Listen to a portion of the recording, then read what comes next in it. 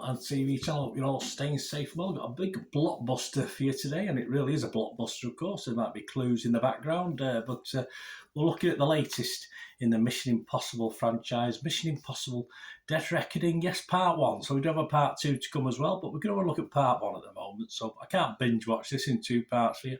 So we're going to have a look at that today. Please, if you are new to the channel, push that subscribe button, push the bell notifications. Everything film and TV, of course. Reviews like this, information blogs, lots of different things.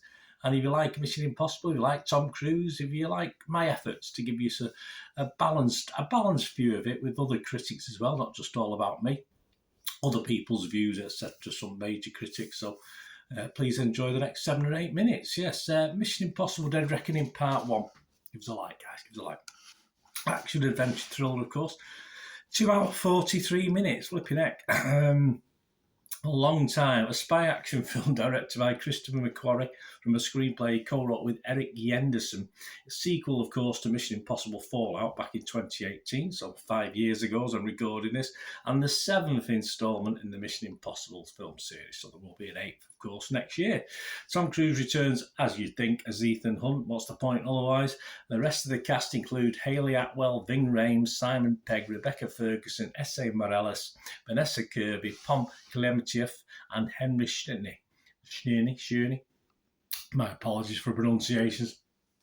An estimated budget of $291 billion. One of the most expensive films ever made, and the most expensive in the franchise. Did it earn that expense? Possibly. Yes, possibly. It's released in the US and worldwide on or around July the 12th by Paramount. Yes, it's set to be released in June the 28th, the second one, so we've got a year to wait as I'm recording this, well, almost a year to the day. Dead Reckoning Part 2 is set to be released on June the 28th, 2024. About the plot, well, Ethan Hunt, of course, Mr. Cruise, and his IMF team embark on their most dangerous mission yet. Well, they all are, aren't they? But this one's not bad. To track down a terrifying new weapon that threatens all of humanity before it falls into the wrong hands. Yeah, it's looking at sort of, I've read a lot about this recently, AI being dangerous and stuff. We've had it over the years, of course, but it's got a bit of an upsurge, that thing at the moment. With control of the future and the fate of the world at stake and dark forces from Ethan's past closing in, a deadly race around the globe begins, confronted by a mysterious, all-powerful enemy. Ethan is forced to consider that nothing can matter more than his mission, not even the lives of those he cares about. I don't believe that, Ethan will care all the time. What's the scores on the doors? Well, the public like it, of course. All these scores are at the 12th of July 2023 at 10 a.m. UK time, so they may have altered by the time you're watching this.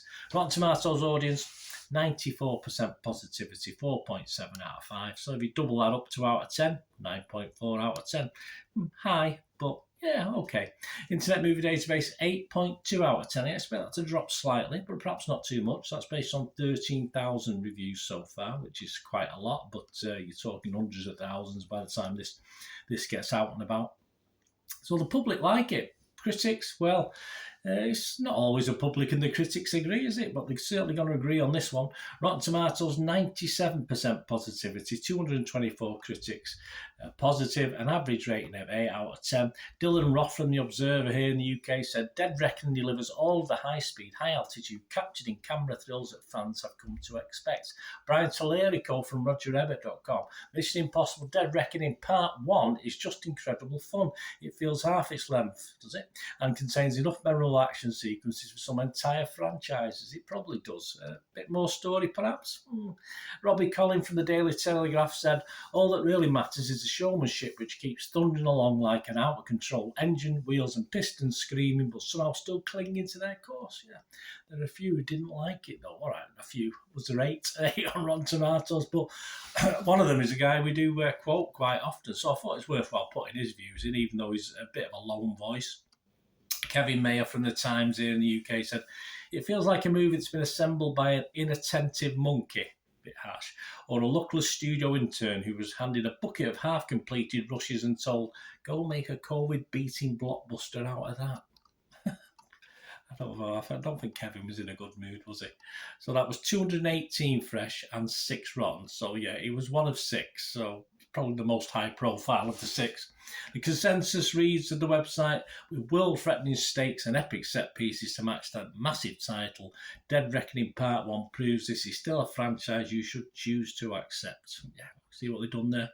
Metacritic, the other site we look at, their average 81 out of 100, so very similar. That's based on 57 critics. 55 were positive, 2 were mixed, and 0 were negative. And it scored anywhere between a lowly 60, that's not bad, is it? 60 and 100 out of 100.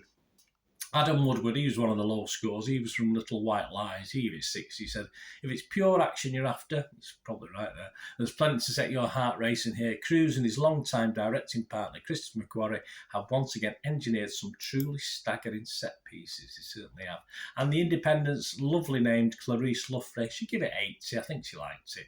You will leave Dead Reckoning the same way you always do, wondering how Cruise could possibly outdo himself in the next one. Still, inevitably, he does, yeah. How old is he? Flipping heck, I know he's looking good. He makes us all feel so very old when you watch him. Right, on to my thoughts, guys, before we finish. The negatives first, and there are negatives to me. And negatives basically about a lot of films, not just this one. It's too long. This is 45 minutes too long for me. There's some repetition because of that, I thought, in the character traits. E.g., for instance, let's take Hayley Atwell's Grace. She plays Grace in this. Yes, we get it. We get it quite early on that she wants to do her own thing. We get it. She's in it for the money and she doesn't want to be part of the team. But did we need to be shown continually her being, being awkward and running away and leaving people to their own devices when they're trying to help her? Did we need it so often? I don't know. Probably not. I've just found it a little bit tiresome, but that's just a personal choice. It's just opinions. So I did get fed up with that. The next one is always a problem with Mission Impossibles over the years for me. I think there was one episode where it literally was happening every 5 or 10 minutes. I can't remember which one of the franchise it was. But face-offs, where they pull the face off, it's always annoyed me. I don't mind it once in a while. To help a script along, but for me it just smacks of lazy writing. Obviously you've got characters that you think are dead that aren't dead because there's someone else and they've got a mask on for someone else, blah blah blah. And they get into places where obviously rather than be clever trying to get into a place, they just put someone else's face on and just walk in, and it's all, to me, just lazy writing. There's not a lot of it in this one, thankfully, but when you do it is pretty annoying. I just think it's lazy for me. A lot of people probably think it's clever. I just think it's lazy writing. Car chases are not my favourite thing. I'm not a big car chase fan. Okay, some are okay. The ones in this are okay, but they've always been a bit of a turn off if they go beyond a minute or two for me. So when it goes on 5, 6, 7, I mean, you think of the Italian Job back in the day. Yeah, I probably thought that was okay, but Bullet, stuff like this that are well known, no. It's never been my thing. So again, not particularly Mission Impossible or this film's fault. It's just something I get a bit bored with after 2 or 3 minutes, but it was okay. It was fine. And also the last negative, and it's understandable. They spent a lot of money on this. A year for the sequel. All right, we've had to wait longer for the Dune sequel, which I loved Dune when that came out. How many years ago was that now? Probably about 4 or 5 years. I'm not too sure. So I'm looking forward to number 2 of that. But yeah, a year for this when they've both been shot back to back. They've got to make money, haven't they? But it does seem a long time for me, and all the other streaming sites have got to make their money out of it, blah blah blah. But yeah, I'm not. I can understand it, but I might have lost all hope by the time a year comes round. The mixed stuff, the humour's okay. Obviously, when you got Peg in it, it's usually reasonably funny. The humour was so-so. I wouldn't say it was laugh out loud. It made me smile 3 or 4 times while I was watching it. Some of the comments and some of the faces pulled, but it's not really what it's about. This is it. It's an action adventure. But on to the positives. Yeah, a great cast. The lady leads in this are worth the watch for me anyway. so I'm biased on that one. Tom's okay, of course he is, yeah. Even if we're a bit jealous of him. So yeah, I think the cast is superb with the Pegs and obviously all the other guys that are usually reprising their roles. But the lady leads in this, for me, just made it worthwhile watching anyway, because I like them all. I like all the ladies in this. I can't help it. Action sequences are very, very, very good to excellent, apart from, I've said, the car chase elements, which I just find long rather than unimpressive. And the last scenes, of course, the last scenes on the train, we do get a big thing on the train at the end. Spoiler alert! Yes, we do get a big sort of train crash at the end. Fantastic, far-fetched, yes, a bit unbelievable at times, but hey, that's what Mission Impossible is, isn't it? So, yeah. Fantastic, yeah. So as I said, they could have probably cut out a couple of things and saved 30 minutes, but hey, there you go. And the bigger thing for me as well, I mean, I found some Mission Impossibles not confusing, but the plot a little bit hard.